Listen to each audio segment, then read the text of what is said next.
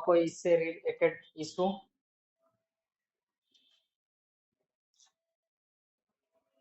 इससे रिलेटेड कोई इशू नहीं है ना? ओके, चलिए। पहले पहला हम स्टार्ट करते हैं लाइब्रेरी। ठीक है ना? ओके, लाइब्रेरी होता क्या है?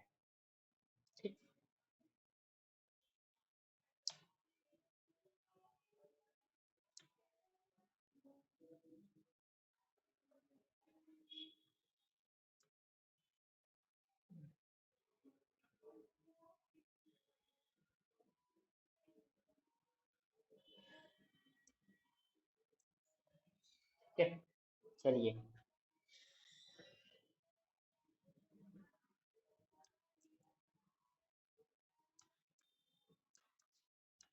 लाइब्रेरी समझते हैं।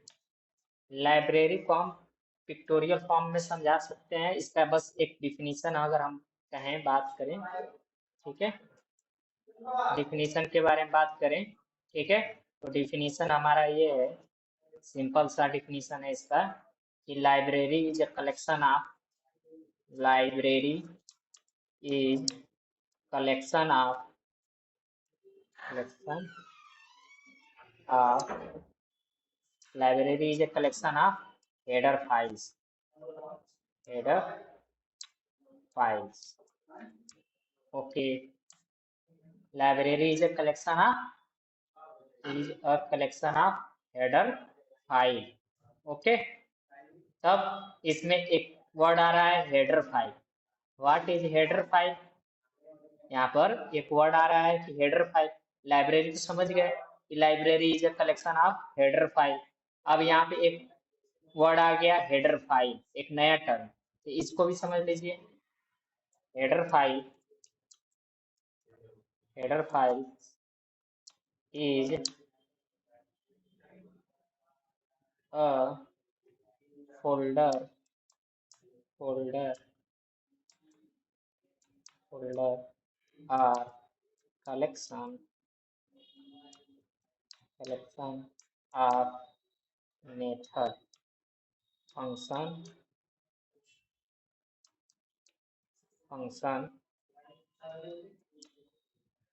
ठीक है, function of method. Okay, function of method. ठीक, इसमें क्या कह रहा है कि हेडर फाइल जो होता है एक फोल्डर होता है या कलेक्शन होता है। फोल्डर आर, यहाँ पे आप or collection of functions or method, ठीक है ना, फंक्शन ऑफ मेथड्स, ठीक है ना, क्लियर? ये आपका हेडर फाइल होता है। आइए समझते हैं इसको, समझते हैं एक एग्जाम्पल के थ्रू। ठीक, सपोज दैट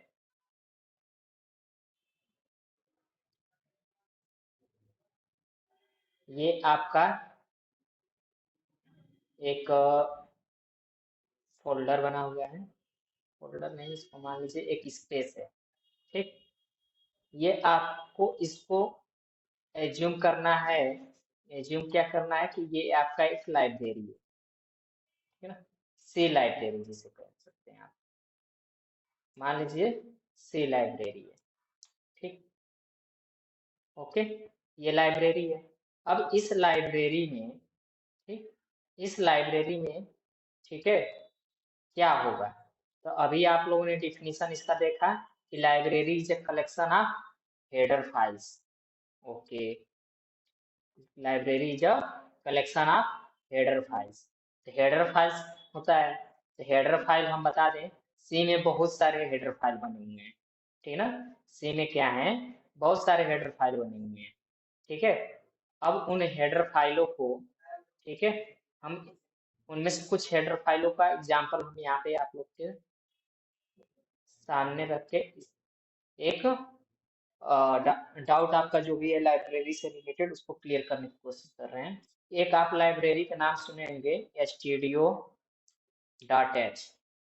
ठीक, सॉरी, हेडर फाइल कह रहे हैं, सॉरी, हेडर फाइल का नाम सुना होगा stdio.h। ठीक है, अब इस हेडर फाइल के अंतर्गत, ठीक, इस हेडर फाइल के अंतर्गत क्या होगा वो भी अभी बताएंगे। एक आप लोगों ने हेडर फाइल का नाम सुना होगा conio.h। ठीक, एक और हेडर फाइल का नाम सुना होगा आप लोगों ने math.h। ठीक है, एक और हेडर फाइल का नाम सुना होगा string.h। string.h। ठीक, ये सारे हेडर फाइल्स आपके नाम आप लोगों ने सुन रखे हैं। ठीक है, और भी हेडर फाइल का नाम सुना होगा, जैसे मान लीजिए सपोज दैट आप लोगों ने नाम सुना है graphics, graphic graphic dot H. ठीक, एक और हेडर फाइल का नाम सुना है आपने, मान लीजिए जिसको आप लोग कह सकते हैं डॉस डॉट एच। ठीक है, डॉस डॉट एच। ठीक, ये सारे हेडर फाइल्स का नाम आप लोगों ने सुना होगा। ठीक है ना, ये सारे हेडर फाइल सी के लाइब्रेरी में होते हैं। ठीक, अब इन हेडर फाइलों के अंतर्गत होता क्या है, इन हेडर फाइलों के अंतर्गत क्या होता है, ठीक है ना, ये समझना है हम लोग को।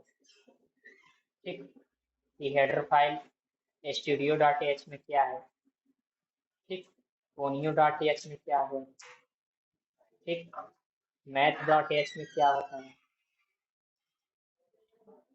इसको थोड़ा सा बढ़ा लीजिए। ठीक है, स्ट्रिंग डॉट एच में क्या होता है, उसके बाद ग्राफिक डॉट एच में क्या होता है, ठीक, डॉस डॉट एच में क्या होता है। ठीक है, अब इनमें से एक एक करके देखते हैं। स्टूडियो डॉट एच में, ठीक है, स्टूडियो डॉट एच में अगर हम बात करें, ठीक है, तो हम एक स्टूडियो डॉट एच का मतलब यहाँ पे क्या है, डॉट एच का मतलब है कि ये एक हेडर फाइल है। ठीक, हेडर फाइल है। अब इस stdio का फुल फॉर्म क्या है, स्टैंडर्ड इनपुट आउटपुट। क्या है, स्टैंडर्ड इनपुट आउटपुट, ये std आउटपुट। ठीक है ना, और डॉट एच का मतलब क्या है, इसका एक्सटेंशन है। डॉट एच क्या है, एक्सटेंशन है, जो ये बता रहा है कि ये एक हेडर फाइल है। ठीक, कोनियो का फुल फॉर्म क्या है, तो कोनियो का फुल फॉर्म है सी ओ एन का मतलब होता है कंसोल। आई का मतलब इनपुट, ओ का मतलब आउटपुट, और डॉट एच का मतलब इसका एक्सटेंशन हो गया हेडर फाइल का। ठीक, मैथ डॉट एच तो मैथ का तो कोई फुल फॉर्म नहीं, मैथ ही है। ठीक है, स्ट्रिंग का भी स्ट्रिंग डॉट एच है। ग्राफिक्स है डॉस, डॉस का होता है डिस्क ऑपरेटिंग सिस्टम। क्या होता है, डिस्क ऑपरेटिंग सिस्टम। ओके, अब स्टूडियो डॉट एच में क्या होता है, देखिए स्टूडियो डॉट एच में क्या होता है कि स्टूडियो इसमें प्री डिफाइंड मेथड या फंक्शन बने होते हैं। क्या होते हैं, प्री डिफाइंड मेथड या फंक्शन बने होते हैं।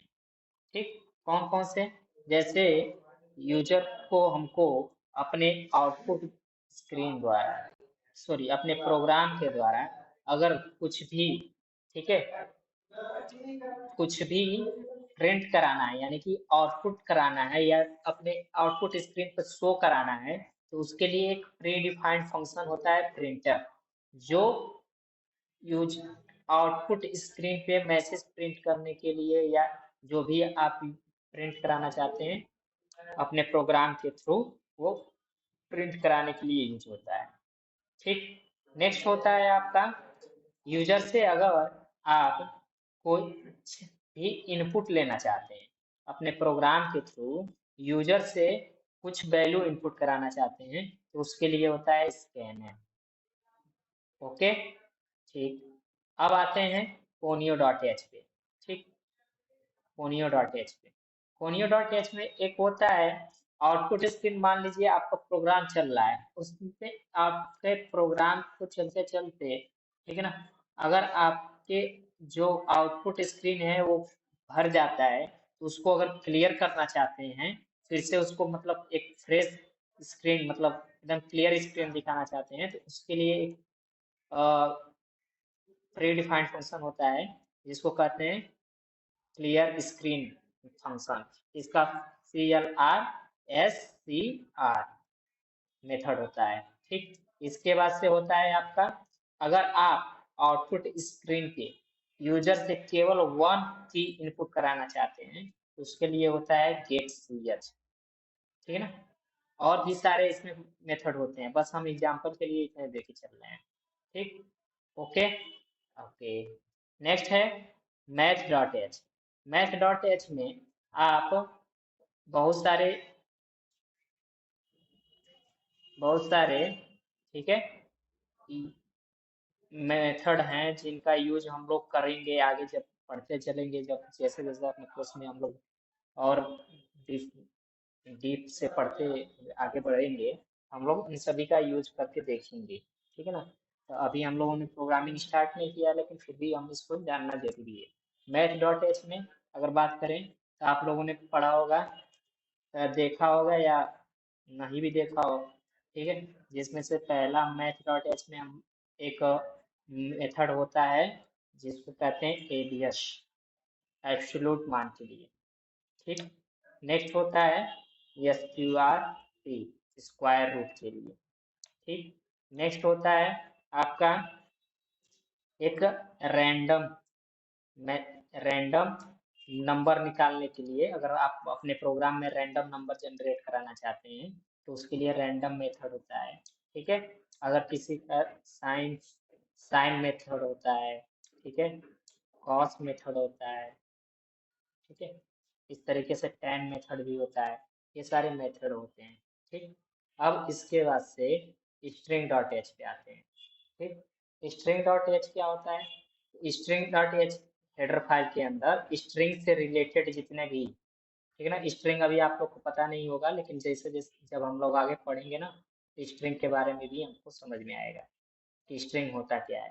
तो स्ट्रिंग से रिलेटेड जो भी मेथड होते हैं वो string.h वाले हेडर फाइल में होते हैं। जैसे अगर हमें अपने स्ट्रिंग को जैसे रिवर्स करना हो, क्या करना हो, रिवर्स करना हो। मान लीजिए मेरा नाम लिखा है, ठीक है ना, तेज प्रताप। तो तेज प्रताप एक स्ट्रिंग है। अब इस नाम को अगर हमें रिवर्स करना है तो उसके लिए एक मेथड होता है strre। ठीक, इस मेथड का यूज कर लेते हैं। ठीक, अगर हमको, ठीक है, अपने नाम का अपर केस में करना है, अगर कैपिटल स्मॉल केस में है, ठीक है, या लोअर केस में है और उसको अपर केस में करना है तो ये STR, ये अपर केस ये वाला मेथड यूज कर लेंगे। ठीक, STR, ठीक है, LW और ये वाला यूज कर लेंगे। ठीक, आया समझ में। ठीक, उसके बाद से हम नेक्स्ट इसी में बहुत सारे मेथड्स हैं।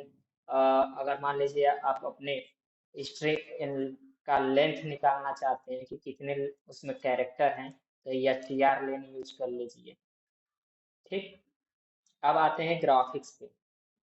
ठीक, ग्राफिक में अगर हम अपने प्रोग्राम द्वारा सी प्रोग्राम में ग्राफिक्स प्रोग्रामिंग करना चाहते हैं तो हमको ये वाला हेड फाइल यूज करना पड़ता है, graphic.h, जिसमें एक मेथड होता है सेट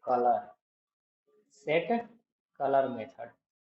ठीक, एक होता है सेट, अगर किसी भी ग्राफिक का बैकग्राउंड कलर देना चाहते हैं तो DK कलर। ठीक है ना, DK कलर। ओके, ये थोड़ा सा बाहर जा रहा है। ठीक है ना, तो ये आपका हो गया। ये इससे रिलेटेड ग्राफिक डिजाइनिंग के समय, ठीक है, इस तरीके के जो भी मेथड होंगे वो graphic.h में होंगे।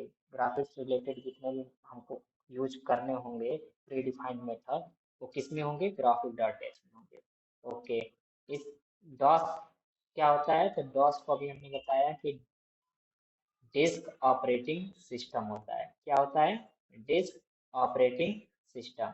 इस अब हेडर फाइल के अंदर, ठीक है ना, हमको अगर अपने सिस्टम द्वारा, ठीक है ना, कुछ भी सिस्टम के किसी भी चीज को एक्सेस करना हो तो हमको वहाँ पे डॉस अब .h के मेथड को यूज करना पड़ता है।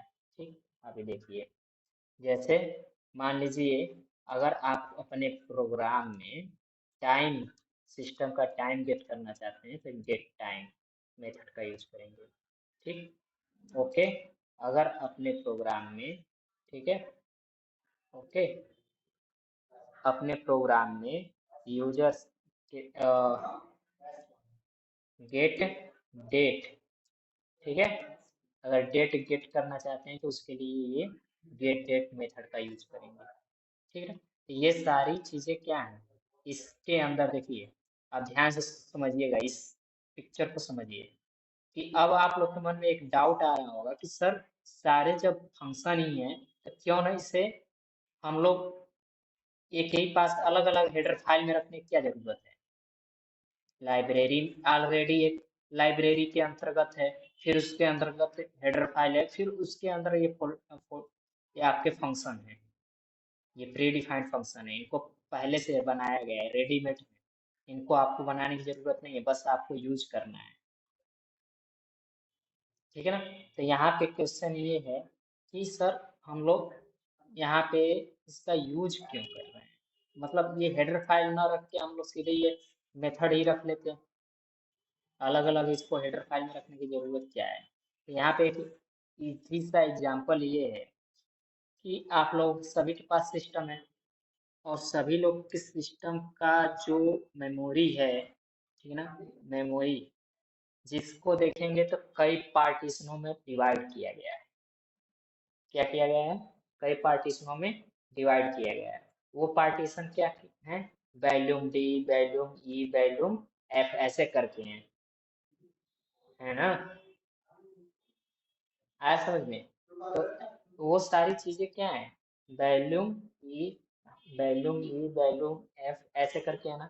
क्यों ऐसा है, उस मेमोरी में जितने भी हम चीजें रखते हैं उसको एक ही जगह नहीं रख सकते हैं, उसको डिवाइड करने की जरूरत क्यों है, उसको डिवाइड करने की जरूरत क्यों है, सारे फाइल को एक ही जगह हम स्टोर करा दें।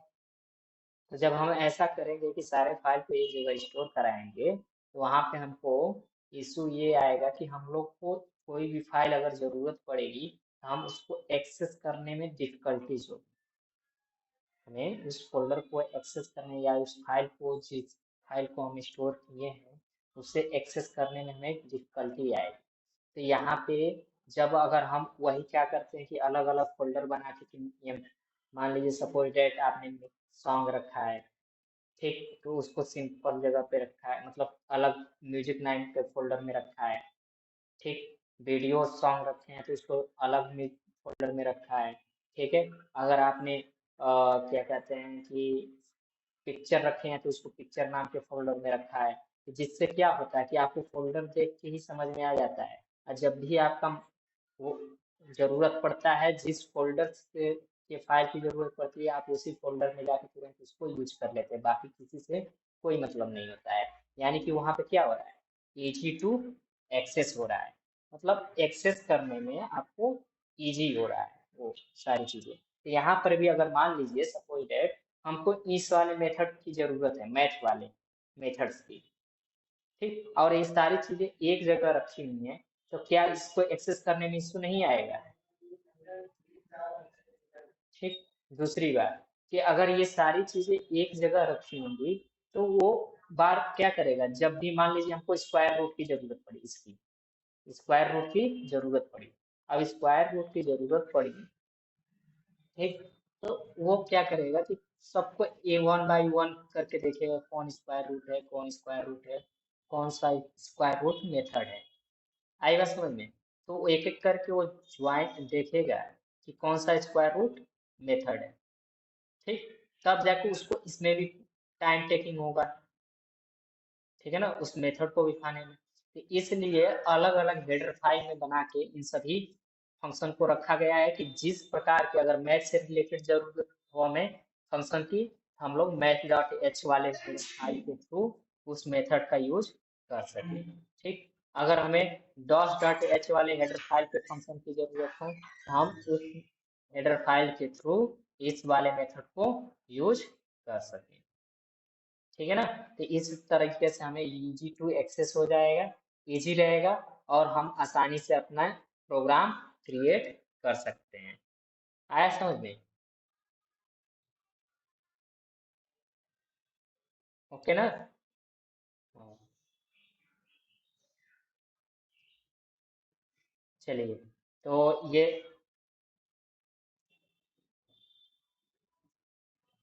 लाइब्रेरी से रिलेटेड कॉन्सेप्ट है, ठीक है ना। तो लाइब्रेरी यही होता है कि it is a collection of header file, and header file is a collection of pre defined method that are used in C program, या that is used for creating या developing C program. Okay, clear हो गया ना। सब लोग नहीं बोलते हैं, सब शोर जाते हैं।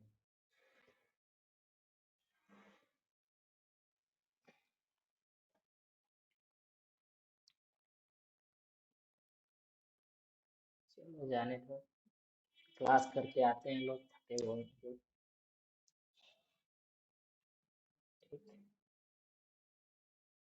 क्लियर। ये आपका लाइब्रेरी से रिलेटेड सारा था। ठीक, अब हम नेक्स्ट टॉपिक पे आते हैं। नेक्स्ट टॉपिक हमारा क्या कह रहा है? आईडीई। Okay, IDE. आईडीई क्या होता है? तो देखिए, हम लोग को जितना एक प्रोग्राम बनाने के लिए, ठीक है, सी में एक प्रोग्राम को डेवलप करने के लिए, ठीक है ना, जितनी चीजें जरूरत थी उतनी सारी चीजों को हम लोगों ने क्या कर लिया, पढ़ लिया, ठीक है ना, कवर कर चुके हैं।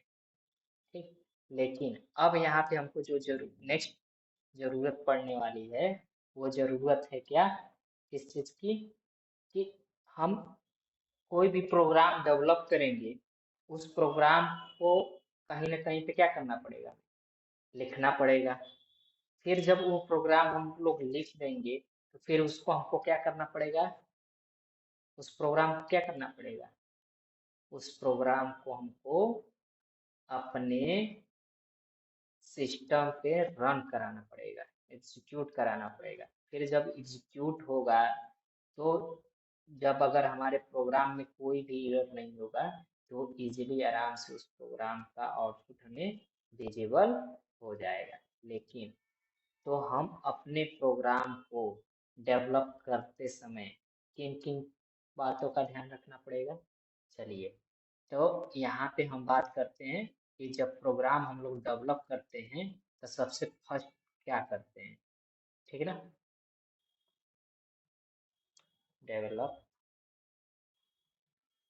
Development of a C program, ठीक है, C program, development of a C program. ठीक, इसमें क्या कह रहा है कि सबसे पहले हम जब भी जरूरत, डेवलपमेंट में हमें कुछ टूल्स की जरूरत पड़ती है, ठीक है ना। क्या पर जरूरत पड़ती है, किस चीज की, टूल्स की। वो टूल्स कौन कौन से हैं? तो पहला टूल्स है एडिटर, ठीक है। पहला टूल्स क्या है? एडिटर। एडिटर क्या होता है? तो एडिटर जहाँ पे हम अपना प्रोग्राम क्या करेंगे, लिखेंगे, लिखेंगे, राइट करेंगे। Okay, editor. उसके बाद से कंपाइलर, कंपाइलर की जरूरत पड़ती है, जहाँ पे हमारा लिखा हुआ प्रोग्राम क्या होगा, कंपाइल किया जाएगा, ठीक है ना। उसके बाद से किस चीज की जरूरत पड़ती है? Editor to write the program code, program code. ठीक, ओके। एडिटर किस लिए यूज होता है? कि write the program code. Compiler क्या किस लिए यूज होता है? टू एग्जीक्यूट, एग्जीक्यूट और compile, compile the C program, ठीक है ना, प्रोग्राम। मतलब कहने का मतलब क्या है, इसका मतलब क्या होगा? इसके बाद भी एक चीज, एक और नीड पड़ती है। नीड वो क्या है? इन्वायरमेंट, इन्वायरमेंट के बारे में हम लोग बहुत अच्छे से बात कर चुके हैं।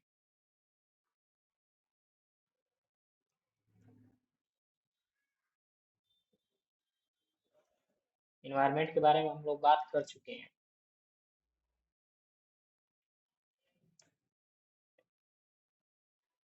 बताइए। अरे भाई, विंडोज की, सॉरी, ऑपरेटिंग सिस्टम। ठीक है, ये तीन चीजों की जरूरत पड़ेगी। पहला, एडिटर जिसपे हम लोग प्रोग्राम कोड को राइट करेंगे। कंपाइलर जहाँ पे हमारा सी प्रोग्राम को कंपाइल किया जाएगा। एनवायरमेंट जहाँ पे रन होगा हमारा प्रोग्राम, रन द प्रोग्राम। ठीक, ओके, ये तीन चीजें हैं। ठीक, लेकिन इन तीनों को हम लोग अलग अलग कर सकते हैं। ठीक, लेकिन तीनों को अलग अलग करना है। ठीक है, it is a long process. It is a long process हो जाएगा कि नहीं हो जाएगा? मतलब ये एक लॉन्ग प्रोसेस होगा कि नहीं? कि मतलब एडिट किया कहीं और पे अपना प्रोग्राम, उसको कंपाइल कहीं और कर रहे हैं। ठीक है, जैसे मान लीजिए आपने नोटपैड पे एडिट किया। ठीक, नोटपैड भी एक एडिटर है। यहाँ पे आपने एक सी प्रोग्राम की फाइल बनाई। ठीक, उसके बाद से आप क्या करते थे? कमांड पे जाते थे। सीएमडी का यूज किया है, कमांड प्रॉम्प्ट का। इसके थ्रू जाके, ठीक, अपने, ठीक है, पहले तो इसका कंपाइल कब होगा? जब हमारे इस सिस्टम में क्या होगा? सी कंपाइलर इंस्टॉल होगा। सी कंपाइलर क्या किया गया होगा? इंस्टॉल किया गया होगा। ठीक, तो उसको इंस्टॉल करना पड़ता है, डाउनलोड करके उसको इंस्टॉल करना है। ठीक, तो वो तो अभी बात की बातें हैं, लेकिन अभी समझिए। अगर हमारा सी कंपाइलर पड़ा होगा तो हम उसको क्या करेंगे? यहाँ पे एक कंपाइल करेंगे, इस पे कंपाइल करेंगे और यहीं से रन कराएंगे। तब जाके हमारा वो ऑपरेटिंग सिस्टम जो भी हमारा होगा, विंडोज होगा, मैक होगा, उसके हिसाब से वो रन करेगा। आई बात समझ में? अगर विंडोज होगा तो कंपाइल होने के बाद किस एक्सटेंशन का फाइल बन जाएगा? Dot E x. ठीक, अगर मैक होगा तो किस नाम का फाइल बन जाएगा? किस एक्सटेंशन का? तो वहां पे होगा डॉट डीएमजी। क्लियर? ठीक है ना? तो ये सारी चीजें हैं। ओके, तो देखिए, यहाँ पे इशू ये आ रहा है कि मान लीजिए आपने प्रोग्राम यहाँ पे लिखा। ठीक, उसके बाद से कंपाइल यहाँ पे कर रहे हैं, और उसके बाद रन करा रहे हैं, तो फिर उसका आउटपुट अलग एक स्क्रीन पे आ रहा है, चाहे इसी इसी कमांड प्रॉम्प्ट पे ही स्क्रीन पे ही आ जाएगा। इसको भी आप लोग एज कंसोल विंडो जैसा समझ सकते हैं। कंसोल विंडो सेम ऐसा ही होता है। ठीक, आएगा समझ में? अच्छा, आप समझिए कि ये एक इशू था कि जब हम प्रोग्राम लिखेंगे, कंपाइल करेंगे, उसको रन कराएंगे, ठीक है, तो कोई ऐसा तरीका कर दिया जाए जहाँ पे एडिट भी एक ही जगह पे, अपना प्रोग्राम भी एक ही जगह पे लिखना पड़े। ठीक, लिखा जाए, कंपाइल भी वहीं पे हो जाए, ठीक है, और रन भी वहीं से हो जाए। क्या कर दिया जाए? कंपाइल भी वहीं से हो जाए, एडिट भी वहीं पे हो जाए, एक ही जगह पे, वन प्लेस पे ही, और कंपाइल भी वन प्लेस पे एंड रन भी वन प्लेस पे। ठीक है ना? तो उस टूल को हम लोग कहते हैं IDE। क्या कहते हैं उस टूल को? IDE। ओके, ये IDE का मतलब क्या हो गया? तो आई का मतलब होता है इंटीग्रेटेड, इंटीग्रेटेड। ठीक है, डी का मतलब डेवलपमेंट। ठीक है, और ई का मतलब क्या होता है? ई का मतलब होता है इन्वायरमेंट। ठीक है, इन्वायरमेंट। ओके ना? क्लियर है? ठीक है, इंटीग्रेटेड डेवलपमेंट इन्वायरमेंट मतलब यहाँ पे आपको क्या कर दिया जाएगा? एक एडिटर प्रोवाइड कर दिया जाएगा, कंपाइलर प्रोवाइड कर दिया जाएगा। ठीक है ना? और एक सी प्रोग्राम को डेवलप करने में जिस जिस टूल्स की जरूरत पड़ेगी, उस इस आईडी उस उन सारे टूल्स को इस आईडीई द्वारा प्रोवाइड कर दिया जाएगा। ठीक है ना। देयर आर मेनी, मतलब आप देखेंगे मार्केट में बहुत सारे आईडी ही हैं। जैसे आप लोगों ने नाम सुना होगा बहुत पुराना, जो एक एडिटर आईडी है, टर्बो सी। ठीक। एक और एडिटर है जिसका नाम है Turbo Turbo C plus plus. ठीक। एक है देव सी प्लस प्लस। ठीक है। उसके बाद से आप लोगों ने नाम सुना होगा कोड ब्लॉक्स। Code blocks. ठीक। उसके बाद से आप लोगों ने नाम सुना होगा, और भी कोई आईडी का नाम सुना है? ब्लू स्क्रीन आईडी सुना है आप लोगों ने?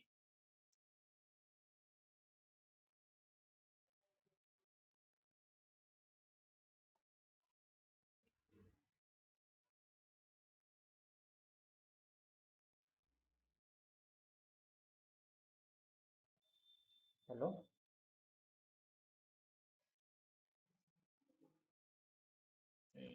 Blue screen. ठीक है ना। ये सारी चीजें होती हैं, आईडी ही हैं जो उनके थ्रू हम लोग क्या कर सकते हैं, अपने सी प्रोग्राम को डेवलप, कंपाइल एंड रन करा सकते हैं।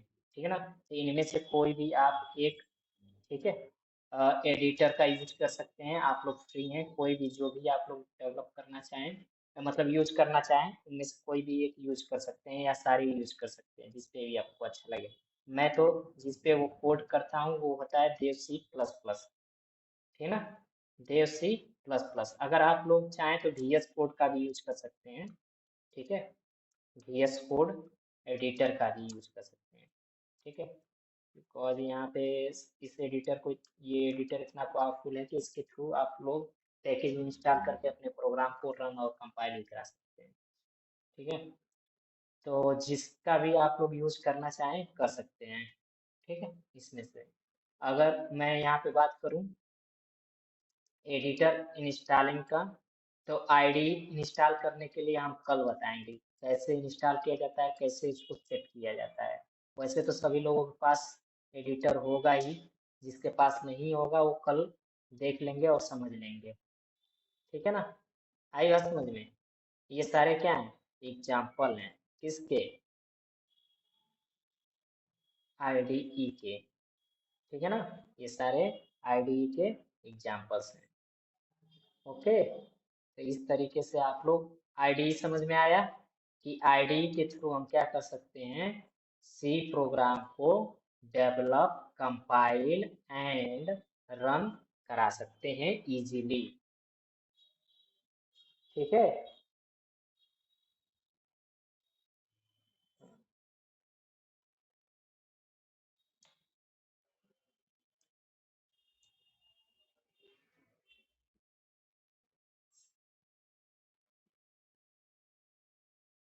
ठीक। Development of a C program editor to write program code, compiler to compile C program environment to, मतलब ओएस रन द प्रोग्राम। ठीक। ओके। तो इनमें से कोई भी आप लोग एडिटर यूज कर सकते हैं, और भी एडिटर होंगे, मतलब आईडी होंगे जिनका यूज कर सकते हैं आप। ठीक है ना। मे बी मैं ना जान रहा हूँ या है, ऐसा नहीं। ऑनलाइन कंपाइलर है जहाँ पे सी प्रोग्राम्स क्या किया जाता है, डेवलप किया जाता है। ठीक। ओके। तो ये हमारा था आईडी से रिलेटेड। ठीक। सारी कहानी। अब आते हैं हम अपने नेक्स्ट टॉपिक पे। नेक्स्ट टॉपिक हमारा क्या है? नेक्स्ट टॉपिक है हमारा डेटा टाइप। ओके। लेकिन डेटा टाइप से पहले, ठीक है, हमको ये जानना जरूरी है कि हम लोग अपना प्रोग्राम लिखेंगे कहाँ पे, कैसे। ये बता दें कि इसको कल बताएंगे प्रोग्राम लिखने के लिए। डेटा टाइप पढ़ लेते हैं, हमारे ख्याल से डेटा टाइप पढ़ना सही रहेगा। आप लोग क्या कह रहे हैं? हेलो। हम्म, चलिए। ठीक है।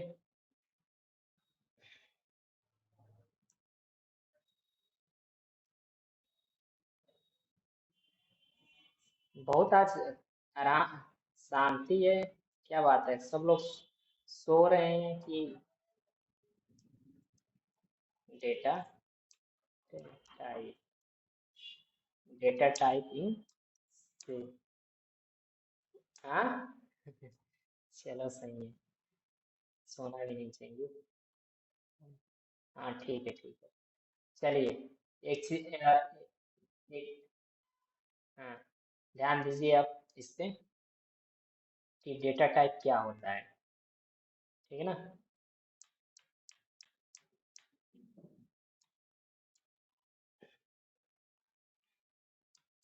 क्या होता है डेटा टाइप का एग्जाम बता सकते हैं आप लोग? डेटा टाइप का डेफिनेशन बता सकते हैं आप लोग?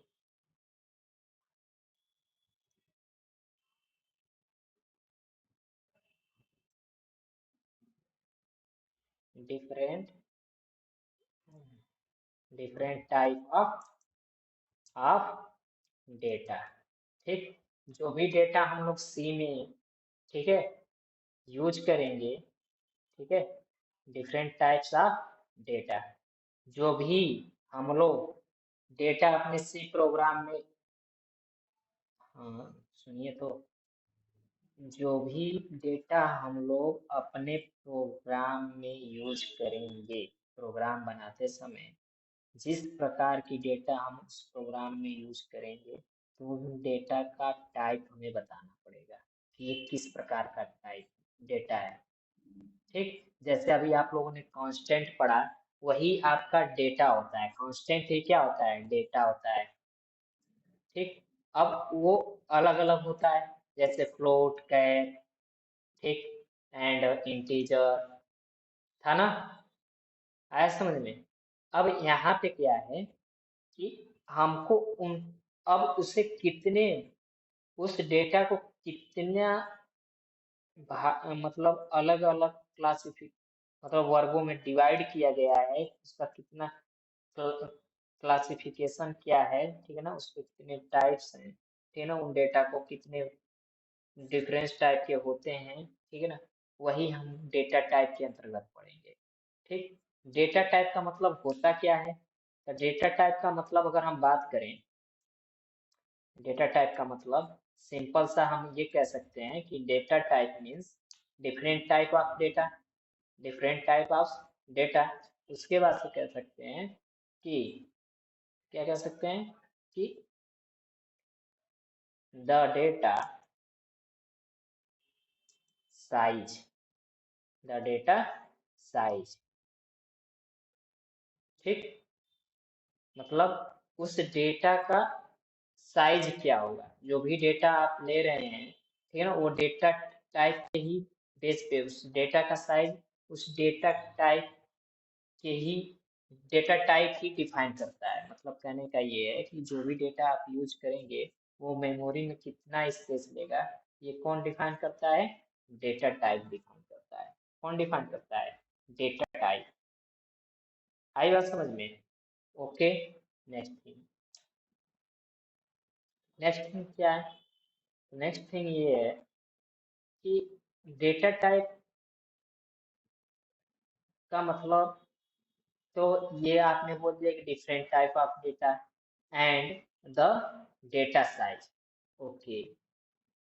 बट ये डेटा टाइप जो है, ये कैसे स्पेसिफाई करता है कि किस डेटा को कितनी वैल्यू, कितना स्पेस चाहिए, मतलब एक चीज और ये क्या करता है, मेमोरी स्पेस, मेमोरी स्पेस को भी ये क्या करता है, क्लियर करता है कि आपको मेमोरी में कितना स्पेस चाहिए, यही ना मतलब, different type of data, the data size and memory space, यही तो, इसका मतलब यही तो हुआ ना, डेटा टाइप का मतलब कि different type of data, data size and memory space, ठीक। ओके, क्लासिफिकेशन देखिए इसका, classification of, classification of data type, data type, classification of data type.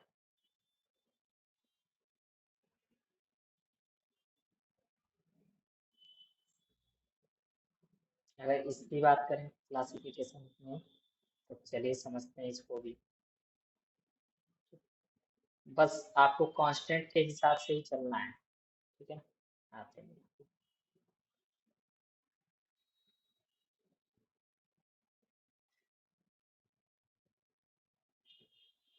Data type को तीन, क्या किया गया है, तीन वर्गों में बांटा गया है। मतलब डेटा टाइप कितने प्रकार के होते हैं, तीन प्रकार का। एक होता है प्रिमिटिव, प्रिमिटिव डेटा टाइप, ठीक, ओके। एक होता है आपका डिराइव्ड, डिराइव्ड डेटा टाइप। एक होता है user defined, user defined, user defined data type, ठीक। प्रिमिटिव के अंतर्गत देखिए, प्रिमिटिव के अंतर्गत आपका आता है, प्रिमिटिव के अंतर्गत आपका आता है, बिजली सा कह सकते हैं, कौन कौन सा, इंट आता है,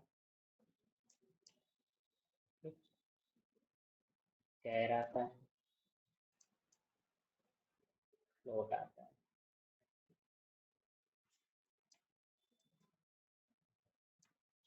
ठीक है, फ्लोट आता है। उसके बाद वाइड आता है, ठीक। फ्लोट का मतलब क्या हो जाएगा यहाँ पे, रियल, ठीक। आपने रियल कांस्टेंट पढ़ा है, पढ़ा है ना, ठीक। डिराइव्ड में ये बात करते हैं, डिराइव्ड में क्या आ जाएगा आपका, एरे आ जाएगा, ठीक। एरे के बाद स्ट्रिंग आ जाएगा, ठीक, एरे स्ट्रिंग, उसके बाद से नॉन, एरे स्ट्रिंग, ओके। ये सब किसमें आ जाएंगे, डिराइव्ड में। और भी होते हैं, ठीक है, यूजर डिफाइंड में आते हैं। यूजर डिफाइंड में हम बात करते हैं स्ट्रक्चर, ठीक, स्ट्रक्चर हो गया, इनम हो गया, ठीक है, उसके बाद से यूनियन हो गया, ठीक है, आया समझ में। ये सब क्या हो गए, ईयर डिफाइंड हो गए। तो तीन प्रकार का होता है आपका डेटा टाइप, क्या होता है, तीन प्रकार का। कौन कौन सा, primitive data type, derived data type and user defined data type, okay. Next thing, अब समझिए इसमें, अब कहानी हम लोग को आगे बढ़ना है यहाँ से। यहाँ पे क्या है, इसके बाद ये है हमारा कि इंटीजर, कैरेक्टर, फ्लोट, ठीक है ना। एक मिनट,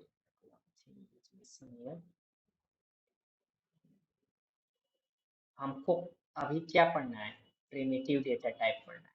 क्या पढ़ना है, प्रिमिटिव डेटा टाइप। अभी हम लोग को डिराइव डेटा टाइप और यूजर डिफाइंड डेटा टाइप को बाद में पढ़ना है, हम लोग को आगे ये कोर्स में मिलेगा, ठीक है ना।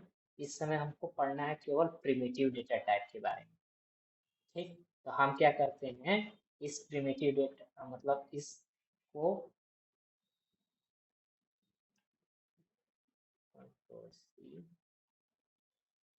यहाँ पे रख देते हैं, ठीक। इसको अभी इतना समझ ही लेंगे, इसमें और भी होते हैं, इसमें भी और होते हैं, ठीक है ना, लेकिन अभी हम फिलहाल इतना ही आप लोगों को बताए हैं। अब आते हैं हम इन सभी बातों पे, इसके,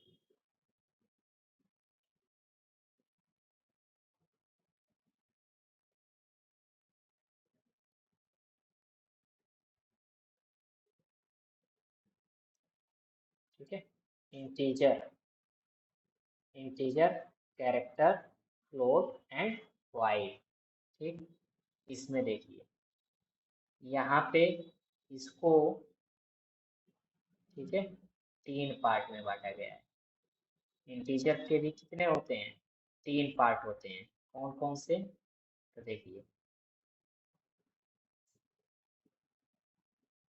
पहला जो होता है वो होता है आपका शॉर्ट। ठीक।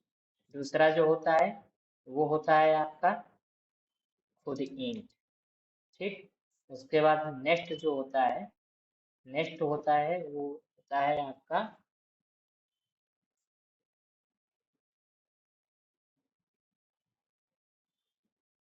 इंट के बाद यहाँ पे होता है आपका नेक्स्ट, और ये कह सकते हैं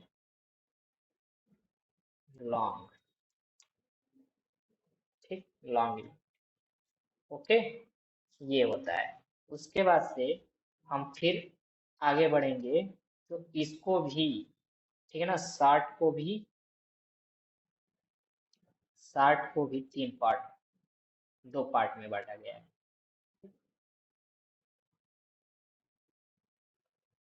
ठीक है, शार्ट को भी, सॉरी, इंट को भी दो पार्ट में बांटा गया है। लॉन्ग को भी दो पार्ट में बांटा गया है।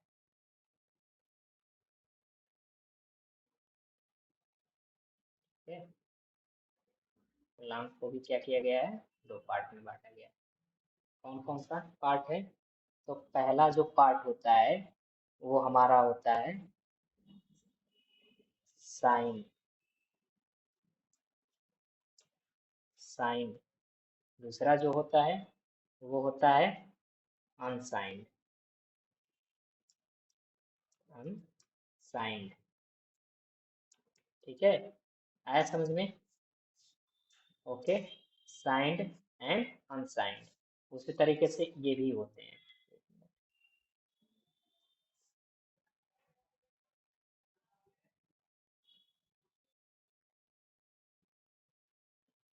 उसी तरीके से हमारा ये भी होता है।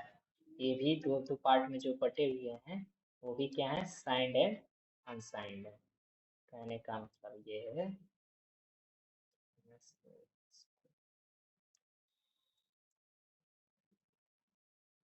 आएगा ही नहीं, आ जाएगा।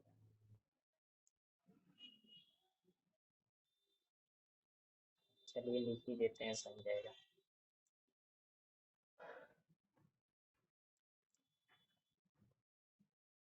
ओके, ये भी क्या हो जाएगा आपका? साइंड हो जाएगा। ठीक, ये भी क्या, ये क्या हो जाएगा? एक अनसाइंड हो जाएगा।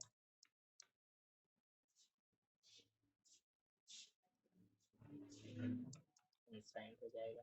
ठीक, ये क्या हो जाएगा आपका? साइंड हो जाएगा।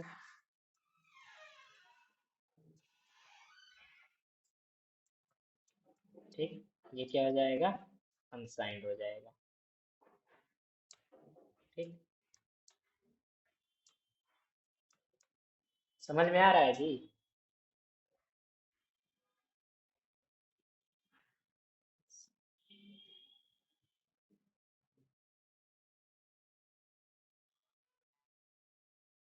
हेलो,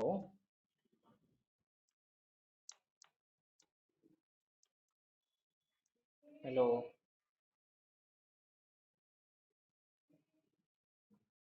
समझ में आ रहा है आप लोगों को?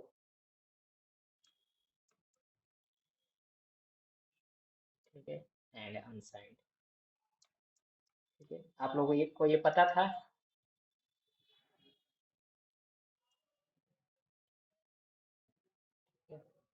तो ये हमारा जो भी इंटीजर होता है, इंटीजर को कितने पार्टों में डिवाइड किया जाता है? तीन पार्ट में, फिर उन तीनों पार्ट को दो दो पार्ट में, जिसमें से साइंड एंड अनसाइंड। हेलो, जी बोलिए। हेलो।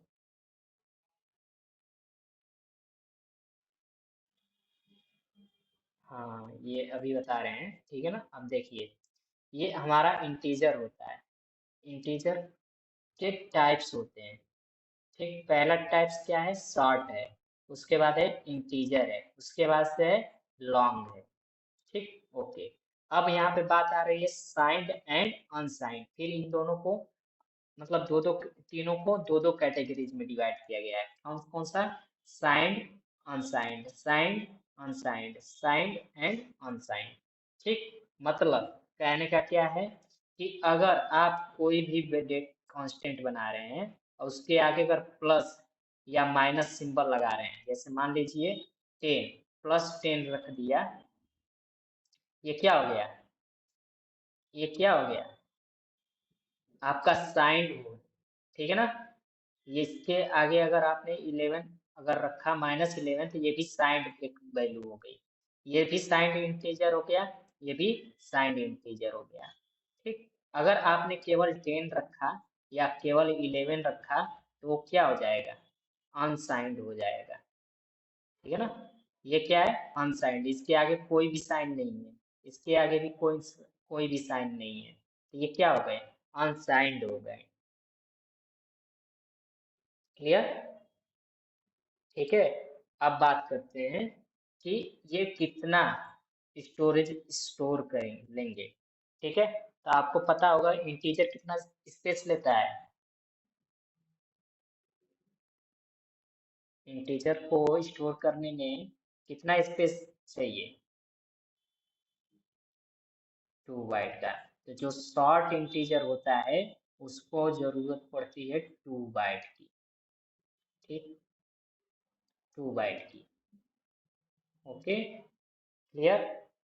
ठीक, जो इंटीजर होता है वो 2 बाइट और 4 बाइट की जरूरत पड़ती है, 2 या 4 बाइट की।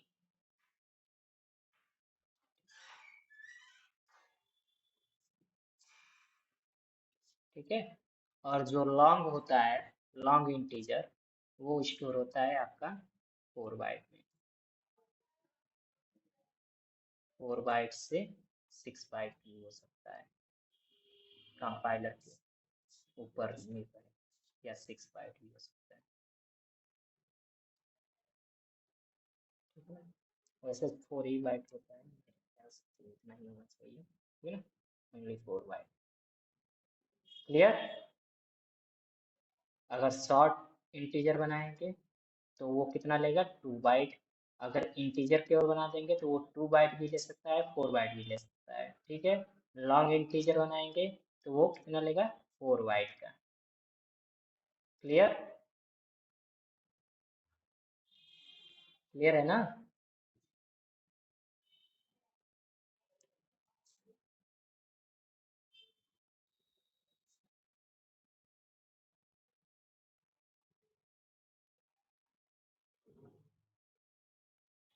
हेलो, ये हमारे फ्लोट के टाइप। ठीक, अब इनको भी क्या किया गया है? दो दो टाइप में डिवाइड किया गया है। ठीक है, पहला और दूसरा। ये भी क्या हो जाएगा? साइंड एंड अनसाइंड हो जाएगा। Signed and unsigned. क्लियर है ना? मतलब प्लस माइनस जिसमें लगे हों। ठीक है, हेलो,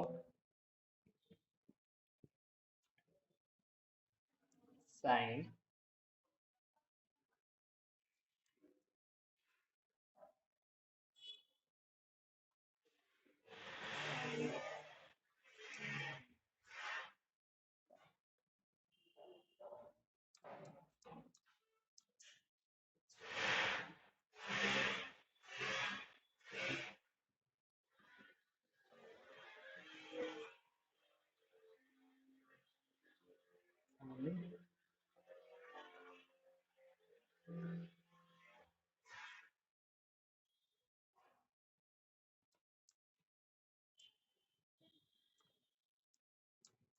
अनसाइंड।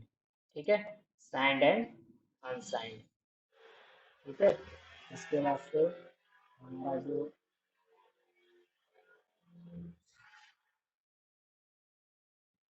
1 मिनट,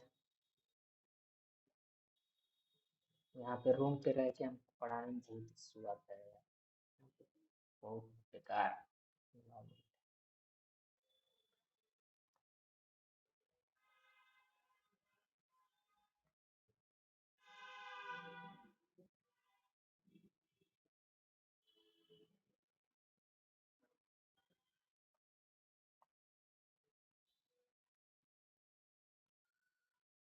ठीक है, डबल है।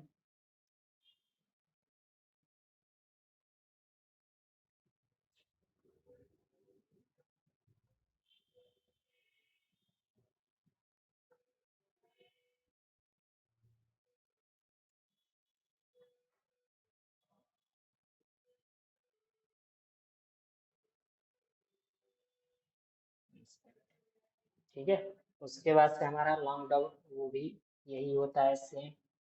ठीक है, साइंड एंड अनसाइंड।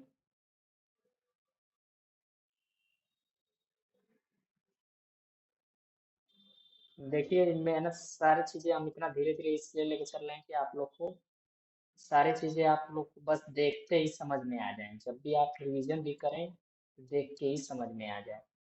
ठीक है, नहीं तो हम चाहते तो बहुत तेज लेके निकल जाते हैं इसको। ठीक है, कोई मतलब नहीं है। ठीक है ना, लेकिन फिर भी हम नोट्स आप लोग के लिए ये सारी चीजें बनवा रहे हैं इसलिए। अरे यार एक चीज तो छूट गया इसमें।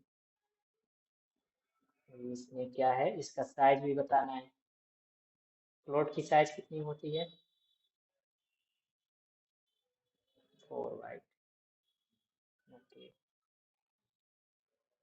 4 बाइट गलत। अरे, इसकी होती है 8। ठीक है, बाइट। हाँ, यस यस, आप सही कह रहे हैं, लेकिन जब आप कोई भी फ्लोट वैल्यू, ठीक है, का साइज आप निकालेंगे, ठीक है ना, तो बाय डिफॉल्ट वो कितना आएगा? 8 बाइट। लेकिन ये क्या होता है, गलत होता है। क्या होता है, गलत होता है। जब आप देखेंगे ना फ्लोट का साइज आप निकालेंगे तो उसको 8 देगा, ठीक है ना, लेकिन ये गलत होता है। कितना होना चाहिए? 4 बाइट होना चाहिए। कितना होना चाहिए? 4 बाइट। तो ये इंटरव्यू में क्वेश्चन आ सक मतलब ये ऑब्जेक्टिव में क्वेश्चन आ सकता है कि फ्लोट का साइज कितना होता है बाय डिफॉल्ट। तो बाय डिफॉल्ट 8 होगा, लेकिन उसका जो ओरिजिनल रेंज है और ओरिजिनल साइज है क्या है? 4 बाइट। ठीक है, डबल का क्या होता है? 8 बाइट। डबल का क्या होता है? 8 बाइट। ओके, ठीक। उसके बाद से लॉन्ग डबल का कितना होता है? 10 बाइट।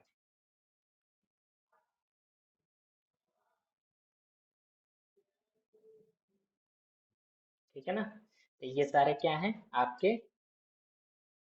फ्लोट से रिकॉर्डिंग, मतलब फ्लोट के जो भी साइज हैं, ठीक है, ये हैं उसके टाइप। ठीक है, और उसके साइज कि कितना कितना वो स्पेस मेमोरी में लेगा। ठीक है ना, ये आपका हो गया फ्लोट। ओके, अब नेक्स्ट हमारा कौन सा है? वॉइड है ना। तो वॉइड को हम लोग इस वाले डेटा टाइप को हम लोग तब कवर करेंगे जब हम लोग क्या पढ़ रहे होंगे? क्या पढ़ रहे होंगे बताइए? वॉइड को फंक्शन वाले चैप्टर में कवर करेंगे। ठीक ना, वाइड डेटा टाइप को किस में कवर किया जाएगा? फंक्शन वाले चैप्टर में। ठीक है ना, कि जब हम लोग फंक्शन पढ़ेंगे तो वहां पे हमको समझ में आएगा कि वॉइड क्या होता है। लेकिन ये भी आपका किस प्रकार का डेटा टाइप है? प्रिमिटिव डेटा टाइप है। अगर कोई पूछे वॉइड क्या है तो प्रिमिटिव डेटा टाइप है। क्लियर? आया समझ में?